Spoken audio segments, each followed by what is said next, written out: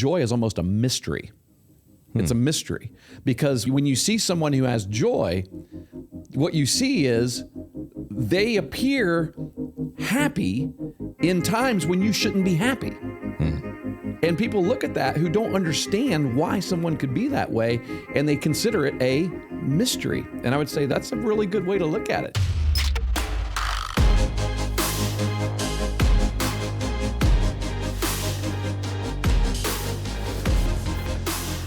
This is the Coaching Life Podcast, and my name is Chris Stewart, and I'm sitting right across from a good friend of mine who has been recording episodes with me for about 105, I believe, episodes now, and his name is Coach Patrick Martin. How you doing today, friend? Good, man. How are you? I'm doing well. You feeling happy? Feeling sore. Yeah, you've been working out.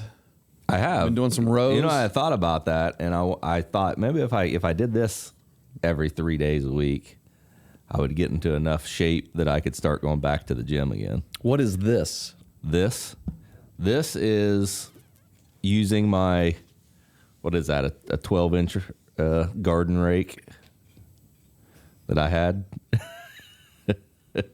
to spread. What's so funny about that? To spread 25 tons of Washington ball mix on a baseball field. Yeah, 25 tons of Washington ball mix got put on the Eastern High School field, and that's about half of what we want. We're going to, it looks you great. only get what you can afford, and we got a donation for it, and so we're thankful for that, and we got as much as we could possibly get with the donation we've got, and we'll ask for some more next year. But no, it's a crushed clay pots mixed with sand and silt. Yeah. And it provides a really nice playing surface for your baseball diamond, your infield skin. That's the thing. Most people would, they might think, why would, dirt be so expensive, or why are they talking about that? But it's, if you're a baseball player and you're out there walking on that stuff, you feel it. It's amazing. Yeah, it does. It's just a different feel. It is. It looks great. Right. It looks good. Right. It's not just an aesthetic thing. But it's not just a look. Right. Yeah, it feels amazing For when you're sure. walking out on that. So thank you for coming out and helping us. You didn't have to do that. Oh, it's my pleasure. Yeah. I mean, you came out and helped us on an afternoon when your Cleveland Browns were playing the Cincinnati Bengals. That's true. And why I brought that up just now, I have no idea. But Yeah, you probably should have stayed away from that. I guess so. You probably should have stayed away. Yeah. No, I was actually one of your players was there, helping us do that, and I told him that I was going to wear you out Tuesday in the podcast studio, but then I don't talk a lot. When things are going well, I'm pretty quiet. I'm loud when things are going bad. Yeah, you've said that before. Well, because you're a Browns fan. That's the way. That's the only time I've ever gotten to talk. No, they're only loud when things go bad. I mean, and really, honestly, there's not a lot of difference between Browns fans and Bengals fans. I've noticed. Yeah, the same woe is me. It's gonna. Yeah, it looks good now, but that sun's gonna go down here in just a second. It's gonna start raining. Clouds are gonna cover. Yeah, you see that, and I thought about Bengals fans during that game as we were listening to it, and I'm sure a lot of them are pretty upset, but all you have to do is think about the feel of that game coming into it, Sunday morning, and how the importance of the feel of the game was. Yeah. And that rivalry, the Ohio football rivalry, it's a lot of fun. Is back. I think, both teams are really they're good. legitimate teams. Yeah. So I was excited about that. Just that was back in football. I think football's better when the Bengals and the Browns are good teams. So hey, we might get to see another Ohio rivalry in the college ranks. That's if true. Both Cincinnati and Ohio State can make it into the playoffs. Don't think which Cincinnati I don't think will. that's going to happen. Right. Yeah. Well, cool. I have a serious topic for you today. I think we'll have fun with it still. 'Cause we always have fun. Our topics aren't usually serious. I guess they are. No, they're serious. It is a serious topic. It's serious, but it's also, I think, it's going to be inspiring. Mm-hmm. I really, truly believe it'll be inspiring. There's no way it can't be inspiring, I don't think, because the very nature of what we're talking about is it's an inspiring characteristic and quality. And so let's just jump in. I am of the belief that if there is one thing that is lacking, seriously lacking in today's world, due to, in large part to, I think, well, I should say it this way, the symptoms of which we are able to see much more clearly due to the circumstances that we are living in. The circumstances of the past year and a half of experiencing a pandemic, the effects of a pandemic, the impacts that it's had on people, has really shown us that we have a lack of joy that's running rampant across the entire world, not just our nation, but I think there's just it's really difficult to see deep, just unending, true joy. Because I think what our experiences here and our circumstances have done is that I think they've magnified, well, we've got plenty of a lot of other stuff. Like we got plenty of anger, we've got plenty of sarcasm, we've got plenty of cynicism. And I find a lot of this in my own self. I have over the past year and a half, plenty of frustration, plenty of discouragement. Defiance. Plenty of defiance, yeah. Disappointment, plenty of fear, worry, anxiety. Those are easy to see. And those are things that we've had an abundance of. But very little joy. Yeah. Very little joy. And so as we were trying to figure out what might be a good topic to discuss and have a conversation, because that's really all we're about, is just having conversations and recording it. And if it means something to somebody, then they'll listen. They'll keep listening. If it doesn't mean something to somebody, they'll turn it off and they'll find something they want to hear. Plenty of options out there in the podcast world. I mean, that's for sure. A lot of good ones. But if you are someone and you're listening right now and you feel like your joy has been lacking, or maybe, I'm going to suggest that it's possible that someone who thought they have had joy before in their lives may have never truly had joy. Right. But they're misunderstanding happiness and euphoria for joy. Exactly. And we're going to help define that today, and we're going to help people to understand how to find joy. Yeah. I think that might be one reason it's so hard to see, because when you say joy and you compare it to all these other words that you brought up there, I think those are easier to see. Those stand out more than joy does. And for the simple reason is you can have all those things and still have joy. Exactly. Yeah, everything what Pat's talking about is you can be a person who has experienced anger and sarcasm and cynicism. Those might be tough, but I mean, no, they won't surface nearly as much in your life. But frustration, discouragement, without a doubt, disappointment, fear, heartache. I think joy does drive out fear and worry. I think that's something that it combats it, and so you're not going to have it. Will be less and less and less in your life.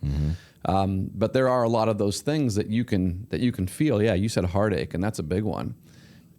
This is a value that is, I think, tremendously needed in our society, in our world, among people.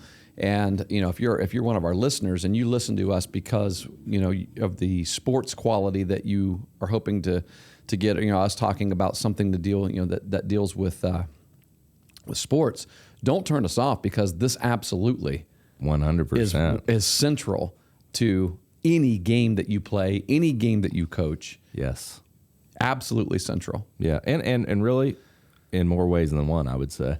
Yeah. Maybe we'll talk about that a little bit. And it's the reason why, look, I concluded, so the second book that I wrote was called Coaching Life. Yep. And the last chapter, chapter 22, is a chapter that's titled Finding Joy. And so we're basing, this conversation on that. And for me, as I considered how to conclude a book on coaching life, or the coaching life, however, whatever emphasis you want to put on that title. It just seemed really appropriate to me to address what I said in the book is a longing that every person has. I truly believe that every person in the world has a longing to find joy. We have a need. It's a central human need to find joy. And I say that because I really don't think that any person truly wants or desires a miserable life. All right. I have a really hard time thinking that someone would really desire to have a miserable experience in this world, in this life. And even though, some people you wonder about because every time you bring up something positive, they bring up something negative. Well, and I think there's a reason that they do that. That they, for whatever reason, they find brings them some sort of fulfillment. Yeah, yeah, right. They're chasing it. They're chasing the wrong direction. It's a really misguided pursuit of happiness, I guess. Sure. So yeah. So I think that's it's a pretty big thing in front of us here today. Yeah. So in your book, I don't know where if you had a spot that you wanted to start, but you basically there's two ways that you kind of cover in finding joy or that pursuit of joy. I actually say I'm going to answer it in two ways. Yeah. How to find it, right? Yeah. Those could be two main points for us if we want to jump in there. I think that'd be a good start. Jump right into the answer. That's where. Well, yeah, I think so. Yeah, Go for it. You want me to do it? Here, do you have it memorized or something? No, I was going to read it. I got the book right here. Okay, good. You good? You can do it. Cheers. Well, I'll just say I'm going. I've been waiting for an audio copy of this book. I've been waiting for a guy with a good buttery voice to come and read it. I'll back up one paragraph. This is the book. Maybe this is where your life is currently, and right now you're thinking, I want this. I don't have joy, and I want it. I want joy. I don't want to be so easily swayed by my circumstances. So how do I get it? How is joy obtained? How can I find joy? Well, I'm going to answer that in two ways. The first thing I will say is finding joy comes when you are not focused on yourself. Yeah.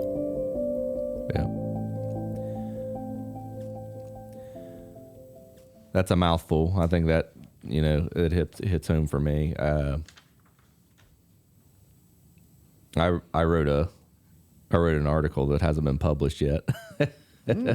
Yeah.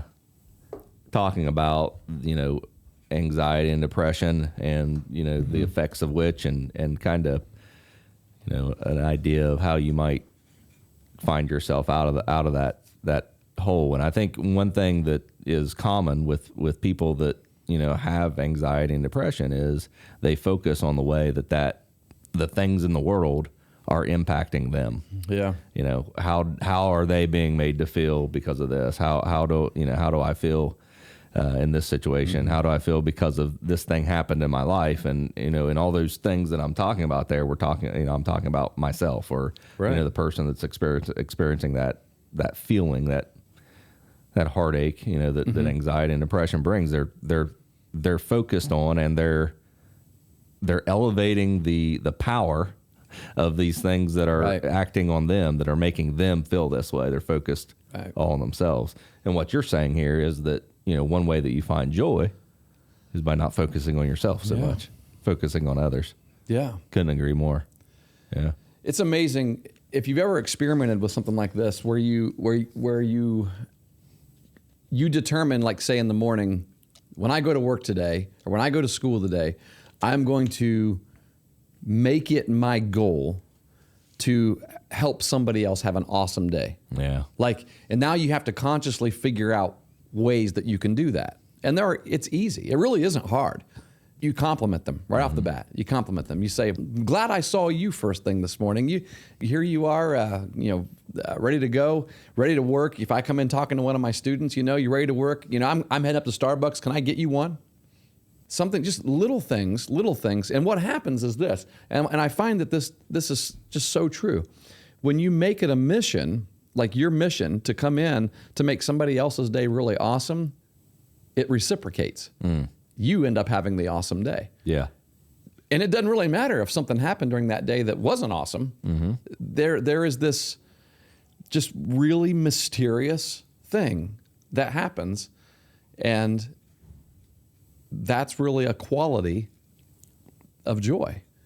Yeah. When your focus is on other people, when we empty ourselves and we give of ourselves for the betterment of someone else's life, that actually impacts us perhaps just as much as it does to the other person. Yeah. I think a key to what you just said there is understanding that you didn't talk about any result.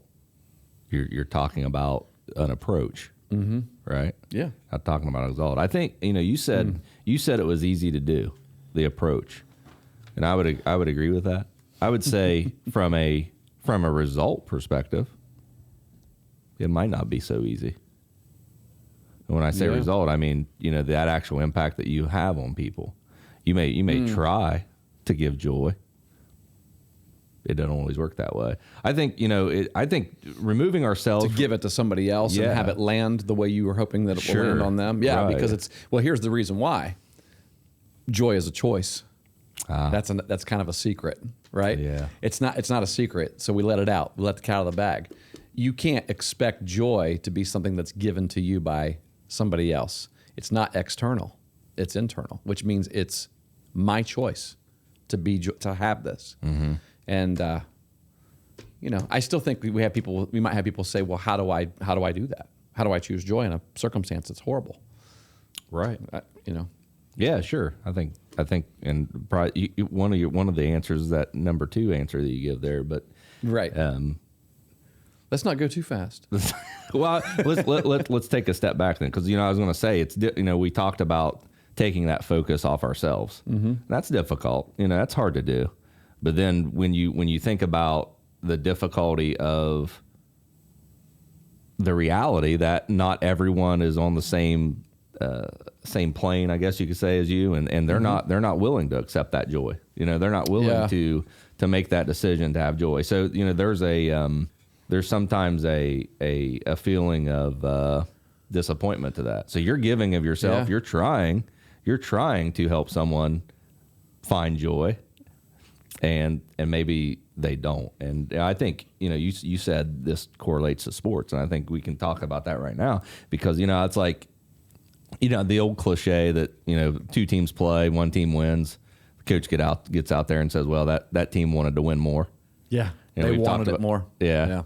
And I say that's primarily false. Yeah. You understand what they're saying. Yeah. But I think everyone wants to win. I would say the large majority of competitors, there might be one, an exception here and there that just goes out and doesn't really care. But I think when you get out there and you start going, you want to win. Yeah. You want to win. And I've got a quote from our pal James Clear in Atomic Habits. From Atomic Habits. It says, if successful and unsuccessful people share the same goals, then the goal cannot be what differentiates winners from losers. It's not the result, that matters. What matters is the approach. Those habits those things that you do leading up to what that result ended up being. Yes. That goal. And I think that's why a lot of times we mistake happiness for joy. Yeah, there's a key. That's a key point in this whole conversation right there. Yeah. Because happiness is a result. Right. It's result oriented. There's a whole list. I tell you, it's really fascinating. Even this whole conversation, obviously, for you and I, is based on something much deeper and much more, what I would consider to be eternal, not temporary. Well, that's the real key. Yeah, right. It truly is. It really is. But it is something that psychology, the world of psychology, recognizes as well. Mm-hmm. And they call it, actually, I read in Psychology Today, a very interesting thing. It says joy is almost a mystery. It's a mystery. Because when you see someone who has joy, what you see is they appear happy in times when you shouldn't be happy.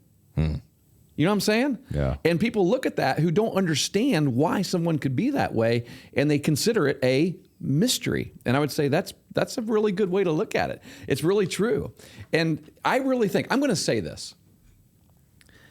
I believe that this is probably one of the biggest reasons why, in an age of COVID pandemic, Christians have appeared to a lot of people as being calloused, cavalier about it, not very compassionate or not very concerned about it, right? Because here's why. Because when you have joy that reaches beyond whatever your present circumstance is that you're facing, as horrible and as scary as that circumstance might be, which includes a deadly pandemic. It's included a lot of things over history, far worse than anything we've experienced in the past year and a half. Sure. Yeah. Well, the truth is,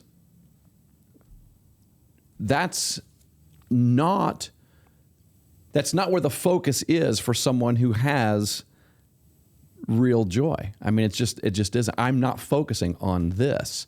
Yeah, this isn't a great circumstance. I mean, I'll tell you, one of the best, people who, if you're still listening to us, you need to read Man's Search for Meaning by Viktor Frankl. Have you ever read that book? I have not.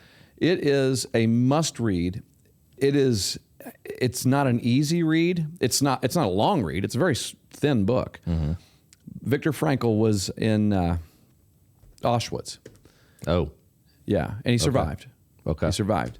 Separated from his wife during those German prison camps, and he was a psychologist, and he observed people, and he found that the people and Viktor Frankl was a Jew who was in these camps, didn't know if he was going to live. Actually, probably knew he was going to die. Yeah, he knew he was going to die. Right. Folks, the things that this guy experienced, much worse than a COVID pandemic. I'm sorry. Right? And he said he was fascinated by the differences in people that he observed and took notes about. And it all came back to this issue that we're talking about today. Those who had an internal purpose for having joy, they lived until they lived in the moment. They lived in the moment, and because a lot of the people in those camps didn't die from the gas chamber, they died from the malnutrition, from the stress, the anxiety. I mean, they died from other diseases, things like that, and because of just that horrifying anxiety of any day now when they come to take me, I'm going to go. And right. people just, they let that kill them. They let that mindset, that fear, that worry, they let all of that kill them. It's a very, very dark story to read, but it's so enlightening in terms of understanding this whole idea that we're talking about here, where joy has an extreme effect. Finding it and having it has an extreme effect on your outlook on anything that you experience. Yeah. So many people confuse joy for happiness. And that's actually one of the main points I go to as I begin that chapter, is we have to understand that we are not talking about happiness when we talk about joy. And we're not saying happiness is wrong. There's nothing wrong with happiness. No. But we just got to understand that happiness is completely based on circumstances. And joy is, I read this is actually in my book. I took it from someone else. I don't know who, because it was on a poster and it didn't give credit to anybody. So I guess that's the key to creativity is, hey, this is now mine, right? Well, happiness is feeling based on circumstances. Joy is an attitude that defies circumstances. I like that. I like that. And I wrote that down for that reason. But if you were to make a list of all the things that happiness is, and then contrast that with what joy is, then you have happiness is, like you said, it's external versus joy is internal. Right. Happiness is dependent upon circumstances, where joy is not. It's independent, regardless of circumstances. Right. The joy is there. One, you got another one? Like you said, you have a choice. You control. The other one, you don't necessarily do. Well, I mean, I wanted to go back to the sports analogy. Well, yeah, joy is it's an act of your will, Right. as opposed to happiness being based on emotion, or I guess an emotional response to whatever is Right. happening now. Yeah, for sure. Yeah. And I think about a hitter, hitter strikes out. Mm-hmm. What are they feeling in that moment? What should they be feeling? Where they should, it should be about their approach at that moment and not about the result, right? It should be about their preparation and how they went through the week and how they, what pitches they saw at the plate, and if they swung at good pitches, and if they saw their pitch and they took a cut at it. Those are the things that they control. That's the bigger picture. Yeah. And it's the things that that if you do it perpetually, you will be successful. You will have those happy moments. You'll have those results that you're looking for over time because of the approach that you have, because of your preparation, because of the way that you go about being a hitter. That result of that at bat should have no bearing, on how you're going about your business all the other time. It should have no bearing on your joy of the game. Absolutely. Right. Because if it does, then you're giving in to the emotion of that moment. Yes. And that's exactly the difference between happiness and joy. Man, that's good stuff. It is. That's the difference between it and between a person who has tapped into that joy while playing the sport they love versus the person who is only seeking happiness in it. You know what I'm saying? Yep. Here's a good one. Happiness is having what we want or getting what we want. Joy is contentment. It's wanting what you have. Yeah. Happiness is the effect. Focus on effects. Joy is focused on causes. Process. Results versus process. Happiness is inconsistent. It wavers, fluctuates, yet joy is constant. Yes. Right. And people probably like, I don't get that. It probably is a mystery to a lot of people of how that could possibly be. Yeah. Yeah, it's tough to understand. I think a lot of it comes back to that, the misunderstanding of joy and happiness, between the two, the difference, because you don't think about being happy in a moment that you're sad. That's an oxymoron, right? Yeah. But that's what we're saying is you can't have joy in those moments. And I think that's why it's sometimes hard to understand, because, you relate happiness to joy, or people relate happiness to joy. And that's not really what joy is. Right. And it's not about sadism. It's not like I enjoy displeasure and I enjoy suffering and I enjoy bad circumstances. And are you guys talking about how you just got to be a sadist? You got to just fight through it? Well, I've got a good one for you, Coach. I mean, I think it's a good example, and it has a lot of emotions to it. What about when your child goes to college? Right? You cry all the way home. When you take them to college. There's right? some happiness that there. appears to be sadness and devastation and fear and everything else, but yet there's just this great, overwhelming sense of joy, of accomplishment, of a chapter in life being turned, a page being turned. That's a great example, right? Maybe somewhat, that's something that people can understand a little bit more. That it doesn't appear to be joy, right? Because if you're just looking externally, it doesn't appear to be joy. Yeah, but it is. Yeah. Practically speaking, if a person can truly get and find joy, it can be really powerful for us practically. I mean, like how we practice life on a daily basis. Because I think that a person who understands, who lives based on joy versus based on seeking happiness, it gets down into the core of who you are, and it changes your entire perspective. It basically recolors your world. And I'm just going to read directly something from the book here for a second, because I've got this in brackets. I say in the book, joy is not a mood. Happiness is more of a mood. Joy is a state of being. It's a decision. It's a choice.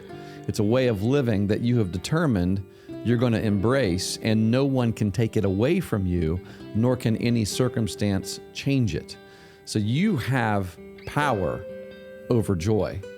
You do not have power over happiness. Right. You really don't. Yeah. So joy is you claiming something here. It's you being a more powerful person. So let's keep that in, let's keep that in the athletic world here. Let's keep that in our, relevant to our audience here. So for those who live, and I'll just keep reading here. Those who live for momentary happiness are subject to circumstances, and they're not in control of their outlook, which has been by their own choice. They've relinquished control. If this describes you, the good news is that you can determine to take this back anytime you want. When you have joy, you're saying to your circumstances, I will not be enslaved to you. My perspective, my emotions, my reactions will not be subject to whatever you bring me from one moment to the next. And this is why I think it's so valuable to teach people who are playing sports to have joy in it. Yeah. I mean, it makes a difference in the way you play the game and go about the game and approach the game. And it just makes... Don't throw your helmet, Johnny. Yeah, why? Why? Right? Yeah. Why should I not? Yeah. What's the problem with that? Absolutely. Yeah. It's a freeing thing, I think. Real joy creates an energy inside of us that can't be duplicated by anything else that anything in this world has to offer us. I mean, it's energizing, and it frees you to become all of what you're meant to be here and now. I think that's one of the things that joy does, is it really, truly helps you to become everything that you're meant to be, because you're not putting all of your hope and all of your value in this life or what this life can give you here and now. Joy is deeper than that. Yeah. It's much deeper than that. There's nothing wrong with happiness. I think we should say that. No, right? we're not talking. Yeah, absolutely. Yeah, in fact, there is a secret for how to get more happiness. Did you know that? No, I don't guess I did.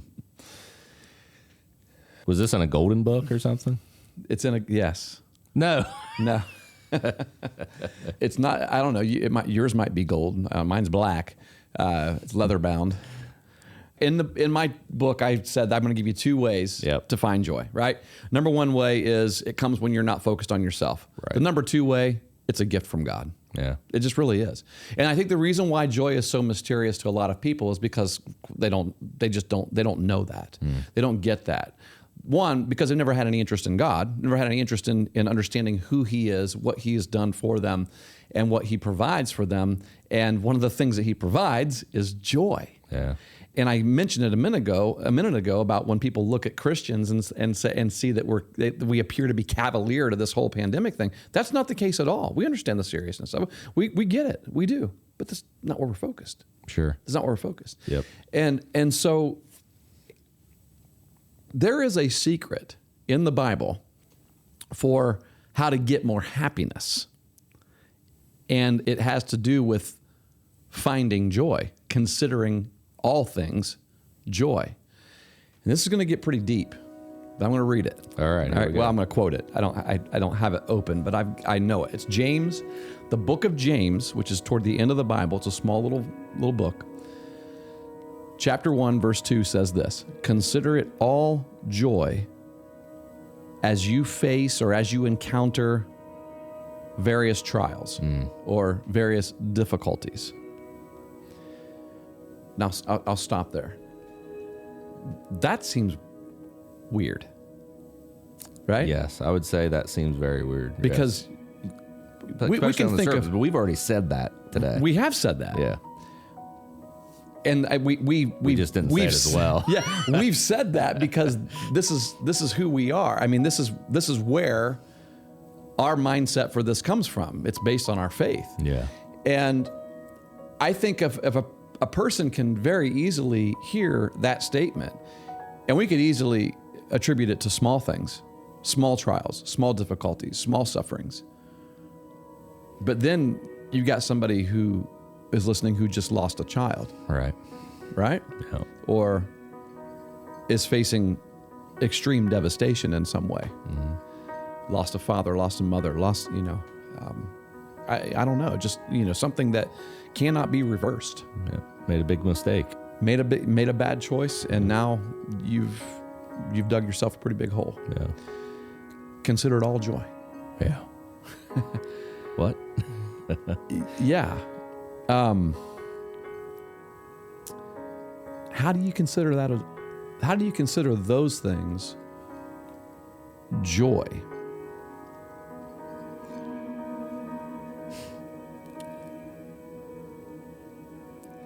We have to follow an example because, let's see, the book that comes right before James, Hebrews.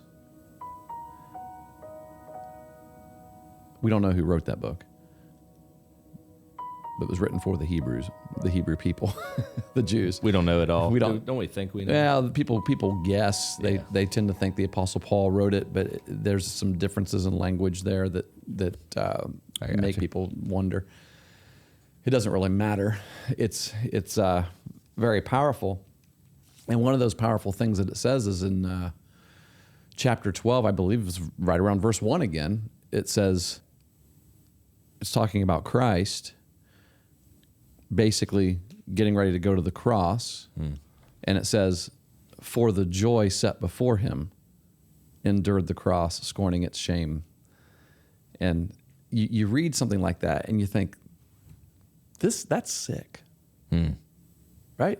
It's sick for you to tell somebody to consider things joy that clearly have no good quality about them at all. Yeah. Like going to a cross, a Roman cross, and being beaten and murdered and killed and tortured and flogged before that. All of that consider it joy. And here's what's important about it. I truly don't think that Jesus, for example, looked ahead at what he was about to endure and thought about those things as joy. Flogging, nails in hands, hair being pulled out of his beard, punched in the face, all of those things that we think about when we think about, that suffering and torture and that kind of stuff. I don't think it was that was making him have joy. Right. There's a deeper purpose there. Mm-hmm. And the deeper thing that gave him joy was knowing what that was going to accomplish. Right. And so the considering of bad things happening to us as joy comes in what we know they will accomplish. Yeah. And that's where the next couple of verses come into play.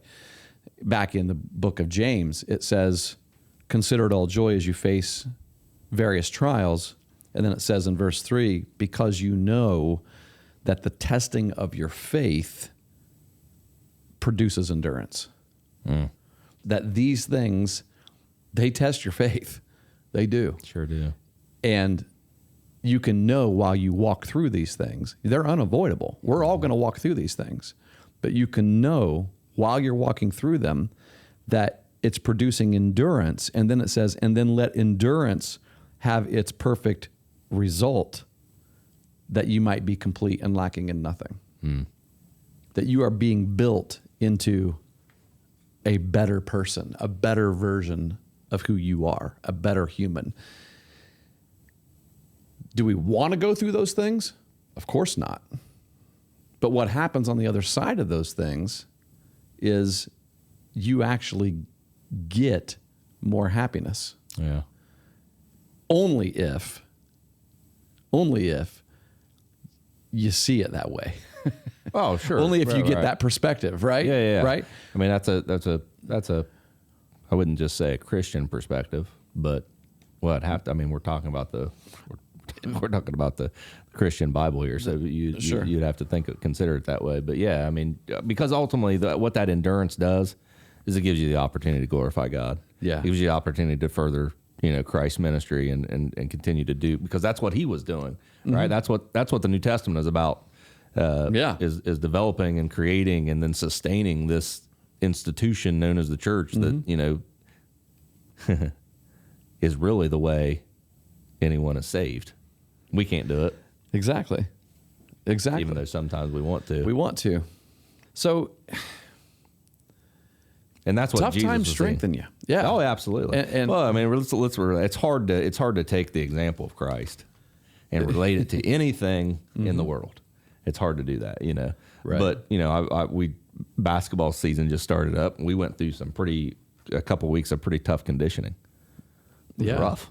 I mean, if you'd ask any of those kids, Boy, this is a great example. This is where you're going with this is going to be a really great analogy for this. well, as I say, not to compare anything to the to the example that we're talking about, but yeah, it is a good example because they go through a hardship. Yeah. And they go through that hardship and they're crying, they're puking, they're hurt, Angry. Why are we doing frustrated. this? Yeah. Scared because if I don't do this, am I going to be cut? There's all these emotions that are happening to them, but they're going through it for a purpose, for a reason. And they're sticking with it. Oh yeah, absolutely. Good right? call. Yeah. Yeah. I mean, you're going through something that's painful. And the more you go through it, the more pain you're enduring. Yet you keep going. And the stronger you're getting. The stronger you're getting. Yeah. And why? Ultimately, why? In a way, it's for that joy that is set before you that you're going to experience in playing this game. Yeah. And playing it well. It's strengthening you to make you better at it.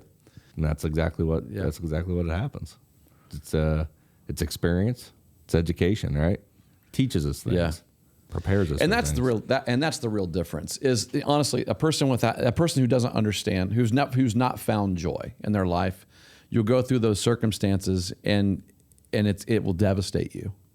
And you may stay devastated. And this is a sad thing, but I've seen this happen to people where they really truly have not found joy and what the source of true joy is.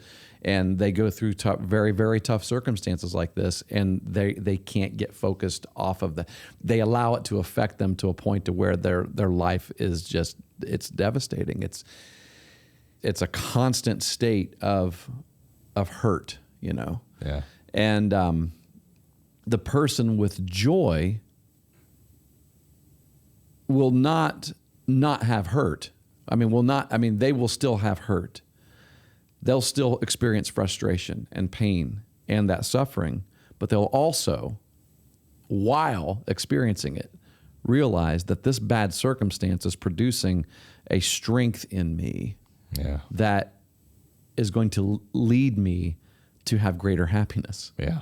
It has the ability, if I'm getting stronger as I walk through this, if I'm building endurance and getting stronger, then that actually gives me the potential to have greater happiness. Right. That's why I gave a sermon one time that talked about how dangerous it is to ask God for things. Yeah. Please make me happy. Yeah. Please make me smart. Please make me wise. You may not like the way he answers that, right? Yeah. Absolutely. There's you asked for it. Here's an opportunity to be good. Here's an opportunity to be happy. See what you can do. And that I think there's a lot of truth to that, and it speaks to what we're talking about here because we receive things like that through trials and through challenges, through tribulation. We talk about the pandemic. I think that's been our hope from the beginning.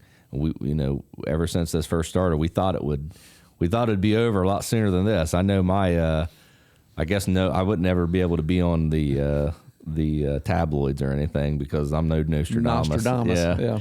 But because my predictions have failed multiple times over the course of the last 2 years. But I hope that we can take something from this that makes us a better world, a better people a better country. Yeah. Because what a waste if we don't. It's a great opportunity. It's a great opportunity to learn about ourselves, and I think that's what you find. That's joy right there. Is understanding that. Okay, going through it, going to get through it. How does it make me better? Right. Yeah. Right.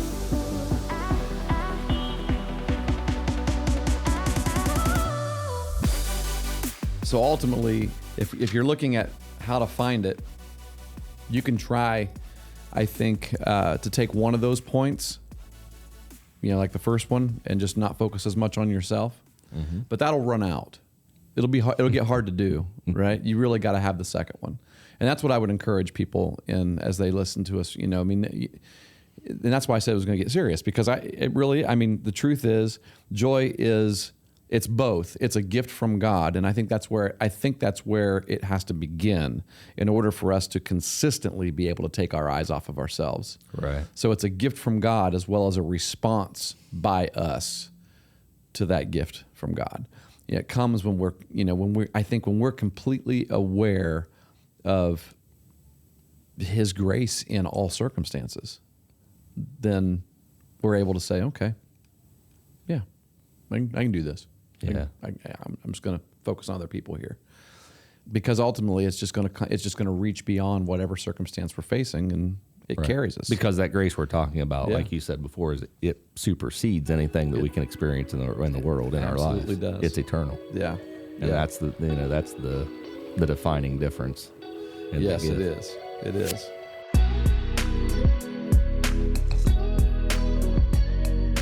If your life is missing joy,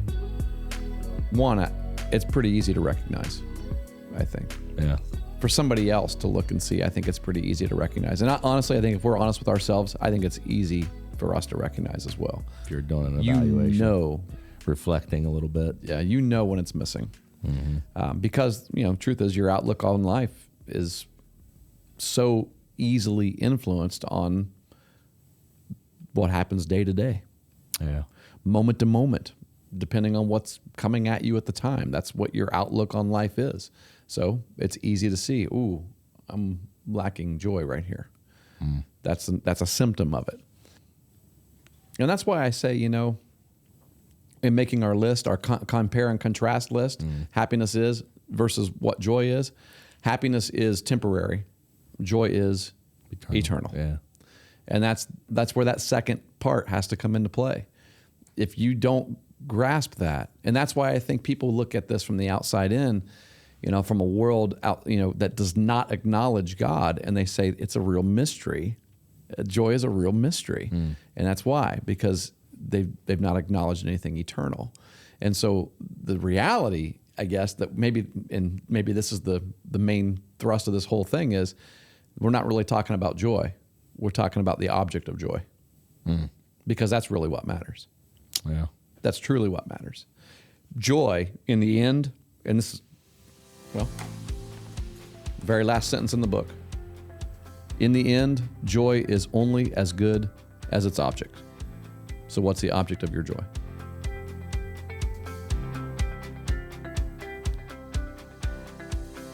For me, some might say, well, man, it's baseball for you. I see you get energized with everything. Posting pictures of your field and dirt. I mean, you get excited about dirt, right? Right? and it's, no, I think I find greater happiness in a game like baseball because I have joy. I think it's just a symptom. I think I find happiness in other things that I do because I have a deeper joy. Yeah. That runs over. And I really believe that about people. I think that the people who have greater happiness for things that happen, that we enjoy, like games and sports, and even bigger things like our children and our wives, and things, relationships, friendships. I think you find greater happiness in those when you have joy. Yeah. I don't disagree.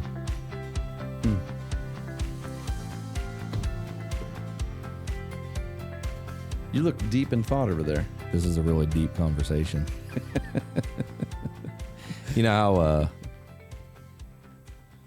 A lot of times when you provide a speech or a message or a sermon, a lot of times you write that sermon for yourself, based on some things that Most of the time, really, most of the to time, be yeah. quite honest.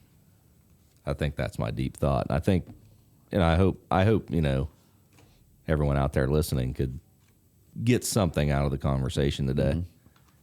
And if nothing else, obviously there's a deep message into what we talked about today. But if you refuse that message, we can't control that. Right. We take joy in delivering. That's right. And not the result in the process, but not the result. But there is an opportunity when you're going through difficult times to know that there's another side of it. Right. And our opinion is, if that other side is trying to give joy to other people, trying to focus on their benefit, and ultimately focusing on God, that you'll have a lot more joy. It's truth. Well, if I concluded this book that I titled Coaching Life by saying I would be remiss to not at least mention, if I'm going to write a book that talks about the things that motivate me to want to help somebody to be a better person, a better coach, a better mom, a dad, a better player, whatever it is that we're focusing on here. There's a whole bunch of different things we talk about in all these chapters. If I'm going to finish a book by saying, well, here's really what's driving all of this for me, then I think for us to have a podcast called The Coaching Life, Yeah. It would be remiss for us to not just share with people from time to time of really what drives us Yeah. in wanting to get on here and talk for 45 minutes to an hour every week about how you can be better at what you're doing Yeah. in the context of sports, usually. But it's But it's how you be a better person, usually in the context of It sports. is. And that leaks out obviously into life. always. Yeah, for sure. Yeah. I mean, sports is just a small part of that persona. So that's what we do. That's what we do. And we doubt. enjoy it. We appreciate it. Yeah. Appreciate everyone listening. Can we find out how many viewers or how many listeners started listening and then stopped? Actually, only if they use Spotify. Oh, okay. Based on check that out. Yeah, because our hosting platform Anchor is owned by Spotify, and so Spotify provides analytics that comes down to the minute, and it tells you it gives you an average. It gives you this is how many listeners you have on Spotify, and this is how far the average of how far they've listened. And I think it also tells you the earliest someone turned you off, this particular episode off, versus the latest someone turned the episode off. We'll have to look into that. See when Yeah. people. Nah, you know what? We're putting too much into that. Mrs. Martin listens all the way to the end. Like, it shows us how far Mrs. Martin listens. Does it pop? Has she listened listens so many all the times way it to the pops up? end. Like Yeah. we know. Yeah, We can her identify. icon shows up. We're making her nervous now. No, It doesn't really happen, Mrs. Martin.